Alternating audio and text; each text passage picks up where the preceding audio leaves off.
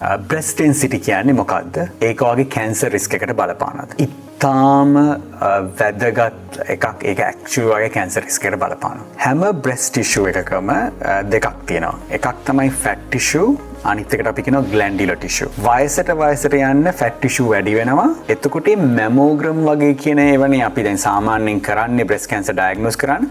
මැමෝග්‍රම් becomes very sensitive. හැබැයි unfortunately අවුරුදු 40ට වඩා අඩු වගේ කාන්තාවන්ගේ මැමෝග්‍රම් එක පොඩ්ඩක්වත් සෙන්සිටිව් නෑ. දැන් ඕස්ට්‍රේලියාව වගේ නම් අපි MRI ස්කෑන් එකක් කරලා තමයි ඒක හරියටම කියන්නේ ඔයාලට බ්‍රෙස්ට් කැන්සර් එකක් තියෙනවද නැද්ද කියලා, විශේෂයෙන්ම වයස අවුරුදු 40ට වඩා අඩු අයට. ඒකේ ප්‍රධාන හේතුව ඒ concept එක තමයි breast density කියන එක. මොකද ඒ glandular tissue වැඩි වෙලා fat tissue අඩු වුණාම mammogram is not a very sensitive investigation.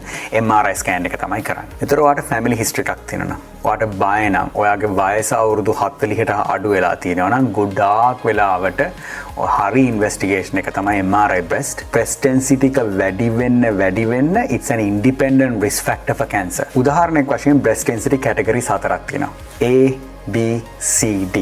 A to සාපේක්ෂව D සාමාන්‍යයෙන් 3 ගුණයක් 4 ගුණයක් විතර breast cancer risk එක වැඩි highest breast density එක තියෙන අයට.